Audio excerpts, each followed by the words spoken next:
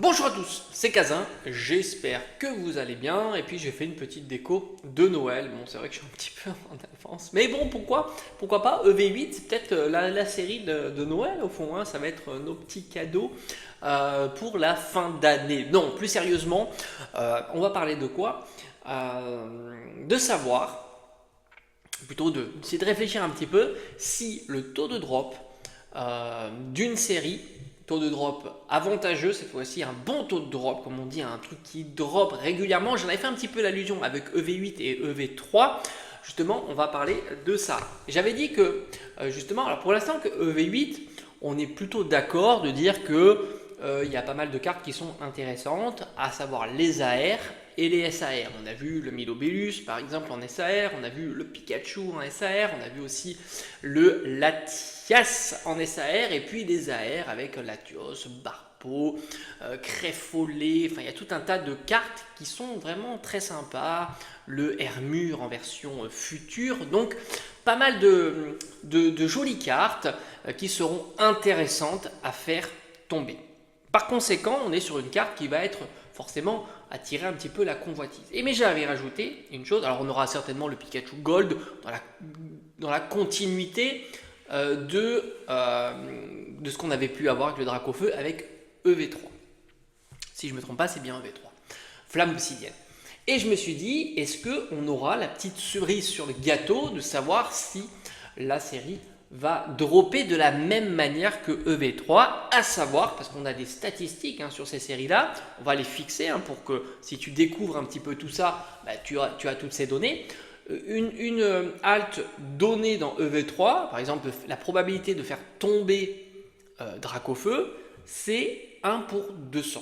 C'est-à-dire qu'il te faut grosso modo 200 boosters. Ça ne veut pas dire que tu ouvres 200 boosters, tu le fais tomber obligatoirement, non évidemment. Mais c'est 1 pour 200, c'est sa proportion. Une halte de maintenant, on va dire faille paradoxe, des choses comme ça, on est aux alentours de 1 pour 1000. 5 fois plus compliqué.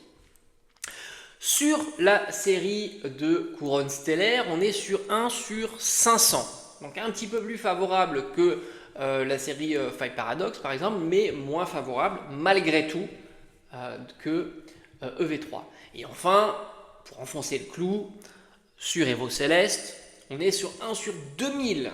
C'est vraiment le pire qu'on ait vu.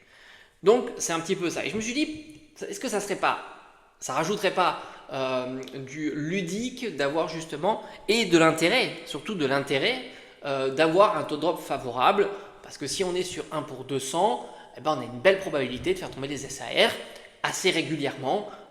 Tu l'observes, typiquement, tu ouvres une display, tu as une belle probabilité de faire tomber une SAR, tu as quasiment une SAR par display, grosso modo. C'est ce qu'on avait d'ailleurs sur EV3. C'est pour ça qu'on disait que dans EV3, tu avais forcément une SAR dans ta display assurée. Oui, forcément, puisque tu as un taux très favorable. 1 pour 200, tu multiplies par la quantité de SAR, ça donne à peu près un 1 pour 30 boosters, le drop d'une SAR random. Et je me suis dit, est-ce que ça serait, alors ça serait vraiment, pour moi, ça serait top. Et est-ce que ça va pousser les gens à acheter davantage de EV8? Alors, il me semble que, pour moi, en tous les cas, ça me semble cohérent. Pourquoi? Parce qu'on n'est pas sur une série, justement, inintéressante. On serait sur une série qui propose rien, pas de jolies cartes, elle est typiquement en 6.5. Admettons 6.5, je ne parle pas de mes goûts, je ne parle pas d'un goût particulier, je pense que globalement, c'est une série qui ne plaît pas. Imagine-toi si 6.5 lootait un peu plus régulièrement. Ça va évidemment impacter un petit peu ses ventes, mais ça ne sera pas non plus la dinguerie. Maintenant, sur EV8, c'est pas la même chose. Tu as énormément de cartes qu'on peut aller chasser.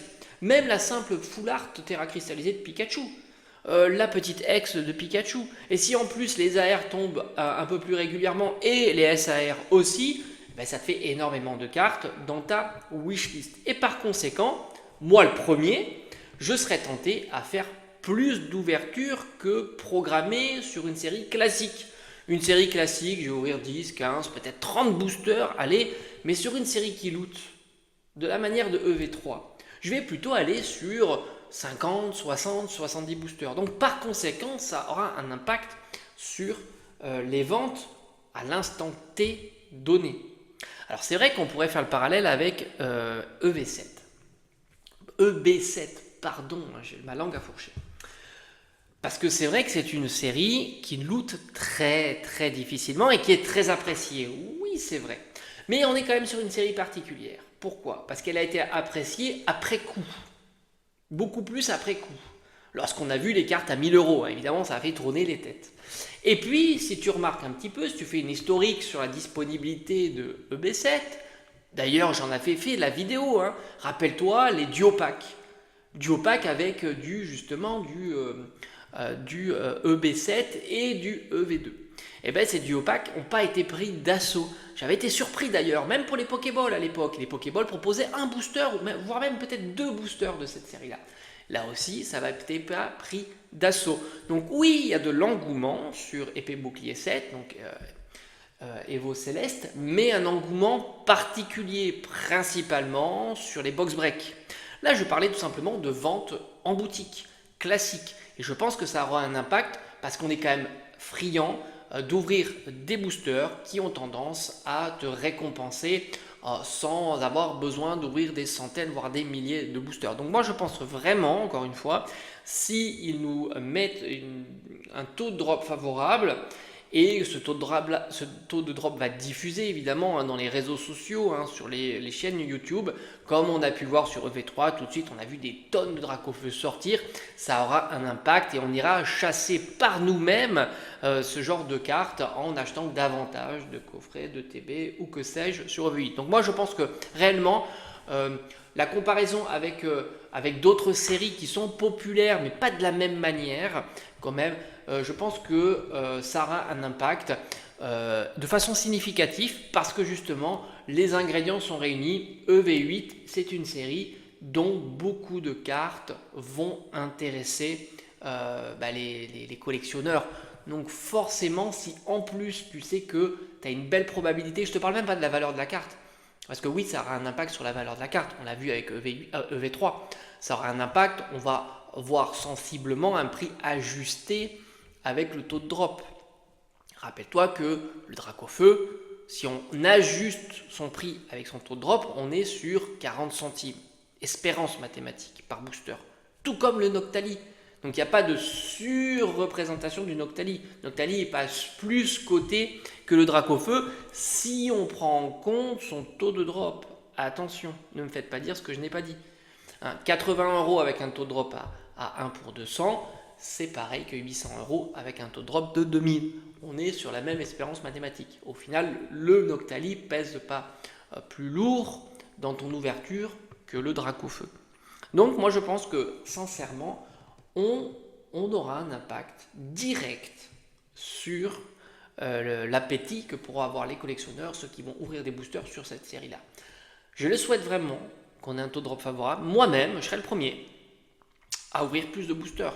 Je tenterai ma chance cette fois-ci. 1 pour 200, une SAR donnée. 1 pour 30 ou 40, une SAR random. Je tenterai évidemment ma chance pour ouvrir raisonnablement au moins 30 à 40 boosters. Ça me permettra d'avoir quasiment une chance d'avoir une SAR random. Et je me dis sur les SAR random, je peux aller facilement convoiter quoi? Le Pikachu SAR, le Latias SAR, le Milobellus SAR, le Atalante SAR, et je me dis ça fait déjà une belle proba de faire tomber ce genre de carte. Donc oui, je pense qu'on sera nombreux à avoir le même réflexe et raisonnement que moi. Allez, je te dis à bientôt.